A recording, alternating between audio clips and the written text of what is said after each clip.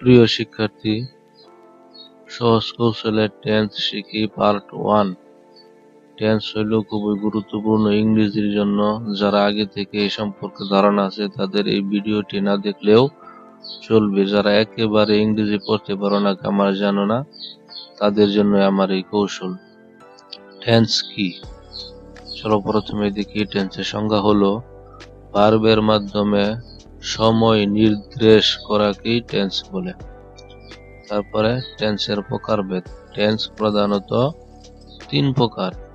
Present tense, বর্তমান সময়ে কাজ হওয়া বোঝায়, তাকে প্রেজেন্ট টেন্স বলে। পাস্ট টেন্স, অতীতে সময়ের কাজ হওয়া বোঝায়, অর্থাৎ অতীতে কোনো কাজ হয়েছে এমন বিষয়কে পাস্ট টেন্স বলে। আর ফিউচার টেন্স হইল ভবিষ্যৎ সময়ে কাজ হওয়া বোঝায়, তাকে ফিউচার টেন্স বলে। আচ্ছা, আবার বলতেছে প্রতিটি টেন্সের 4টি করে শাখা আছে। তাহলে 3 4 12। আমি একটি করে ভিডিও, অর্থাৎ 1 2 3 4 এরকম 3 4 12টি ভিডিও তৈরি করব ইনশাল্লাহ একে একে। যদি মনোযোগ দিয়ে শেষ পর্যন্ত সবগুলি দেখতে পারো তবে ইনশাল্লাহ ইংরেজির জন্য আর তোমাকে কষ্ট করতে হবে না। তবে চলো প্রথমে শুরু করি। প্রেজেন্ট টেন্স যে আছে তার 4টি শাখা। যেমন 1 নম্বরে present indefinite tense, present continuous tense, 3 নম্বরে প্রেজেন্ট পারফেক্ট টেন্স, 4 নম্বরে প্রেজেন্ট পারফেক্ট কন্টিনিউয়াস টেন্স। ঠিক আছে, তবে প্রেজেন্ট ইনডিফিনিট টেন্স নিয়ে আজকে আলোচনা করব। চলো দেখি। প্রেজেন্ট ইনডিফিনিট টেন্সের সংজ্ঞা হলো যে টেন্স দ্বারা বর্তমান সময়ে কোনো কাজ হওয়া অথবা নিয়মিত অভ্যাস বা চিরন্তন সত্য বোঝানো হয় তাকে প্রেজেন্ট ইনডিফিনিট টেন্স বলে। যেমন তুমি এখন, আচ্ছা তাহলে যেমন ধরো সূর্য পূর্ব দিকে উঠে, এটি চিরন্তন সত্য। তারপরে বলতেছে, আচ্ছা এটা কিভাবে বাকিটুকু বোঝায়। বাংলাতে চিনার উপায়ের কথা বলতেছে, বাংলা বাক্য ক্রিয়ার শেষে সাধারণত নিচের প্রত্যয়গুলো যুক্ত থাকে, তবেই তুমি বুঝবে এটি প্রেজেন্ট ইনডিফিনিট টেন্স। যেমন একেবারে বাংলা ক্রিয়াপদের শেষে এই স্বরেও অ, আ, এ, ই, এন, ও, এস, আই, আন যদি এরকম উচ্চারণ থাকে শব্দের শেষে তবেই বুঝবে এটি প্রেজেন্ট ইনডিফিনিট টেন্স। যেমন আমি ভাত খাই, শেষে কি এই রশ্মি আছে। আমি বই পড়ি, ওইখানেও কি এই যে ই এরকম শব্দ হবে। যেমন আমি স্কুলে যাই, এই শেষে এরকম রশ্মি শব্দ হবে। আর ইংরেজিতে গঠন প্রণালী হইল প্রথমে থাকবে সাবজেক্ট, তারপরে থাকবে ভার্ব 1, তারপরে থাকবে অবজেক্ট। ভার্ব 1 কি আমরা আগের পর্বে পড়েছিলাম, চলো দেখাই।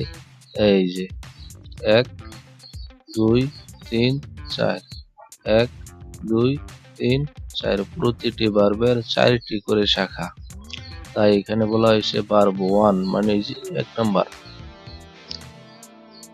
এই দেখো, এই যে আই ইট রাইস, ই এট ইট কয় নম্বরে আছে? এই যে দেখো ই এট ইট হলো 1 নাম্বার। ঠিক আছে, এভাবে দেখতে হবে। তারপরে দেখো আবার কি বলতেছে, ছোট্ট টিপসে বলতেছে সাবজেক্ট যদি থার্ড পারসন সিঙ্গুলার হয়। ঠিক আছে, সাবজেক্ট প্রেজেন্ট ইনডিফিনিটের বেলায় কিন্তু এটি অন্য সময় না। সাবজেক্ট যদি থার্ড পারসন সিঙ্গুলার হয় তবে ভার্বের শেষে এস অথবা ইএস বসবে, হয় এস বসবে বা ইএস বসবে। এখন বলতেছে কখন শুধু এস বসবে আবার কখন ইএস বসবে, এটা দেখি। যদি ভার্বের শেষে এস থাকে অথবা এস থাকে অথবা সি এস থাকে অথবা শুধু এক্স থাকে অথবা শুধু ও থাকে ভার্বের শেষের অক্ষর, তাহলে ভার্বের সাথে ইএস বসবে। ঠিক আছে, যেমন এই যে দেখো, হি গোস টু স্কুল, এখানে মূল ভার্বটা কি? গো না? এই দেখো, এই যে গো, জিও গো, হ্যাঁ, জিও গো, কিন্তু এই যে হি গোস, এই যে ও এর উপরে ইএস নতুন করে যুক্ত হয়েছে কেন? এই যে ভার্বের শেষে ও আছে, এই যে ও অক্ষর, এই ও অক্ষর থাকাতেই ই আর এস যুক্ত হয়েছে। তাহলে হি গোস টু স্কুল, এটি শুধুই থার্ড পারসন সিঙ্গুলারের বেলায়। থার্ড পারসন সিঙ্গুলার কোনগুলি আগের ভিডিওতে দেখানো হয়েছে, ওইটি দেখে নিও, তাহলে বুঝতে পারবে। অন্য কি বলতেছে, তাহলে এইগুলি থাকলে ইএস বসবে, আর এইগুলি যদি না থাকে, যেমন অন্য সকল ক্ষেত্রে শুধু এস বসবে। যেমন শি রিডস, হ্যাঁ, এ বুক, সে একটি বই পড়ে, এখানে শুধু এস বসছে। কারণ কি? আমরা জানি পড়া ইংরেজি হলো কি আর ই এড, রিড, তাহলে এসটা বেশি বসছে। এই যে এইগুলি নাই, দেখো, না থাকাতে শুধু এস বসছে কিন্তু। আচ্ছা, এইভাবে যদি তুমি এগুলি কি করবে, তুমি খাতার মধ্যে লিখে রাখবে এবং প্রতিদিন সকালে একবার করে পড়বে, ইনশাল্লাহ তোমাকে আর প্রাইভেট করতে হবে না। আগামী পর্বে পাওয়ার জন্য চ্যানেলটি সাবস্ক্রাইব করে রাখো। এর আগে আরো একটি কথা, আমরা এইগুলি শিখছিলাম আগের পর্বে, আজকে নতুন করে আর মাত্র 3টি ভার্ব শিখব। এই যে রিড, আর ইআইডি, রিড মানে কি? পড়া, রিড, রিডিং, রেড, রেড, আজকে এটা শিখবো, খাতায় লিখে রাখবে। তারপরে 8 নম্বরে শিখবো রাইট, লেখা, রাইটিং, রোড, রিটেন, ঠিক আছে। তারপরে এটা শিখি সি মানে কি? দেখা, see, sing, song, see, sing, saw, seen. আজকে নতুন করে আরো এই 3টা আমরা শিখলাম, তাহলে হয়ে গেল 9টি। এইগুলি আস্তে আস্তে বুঝতে পারবো। এই যে এখন কিন্তু লাগতেছে এখানে কিরকম, যে আমরা আগে দেখিয়েছি,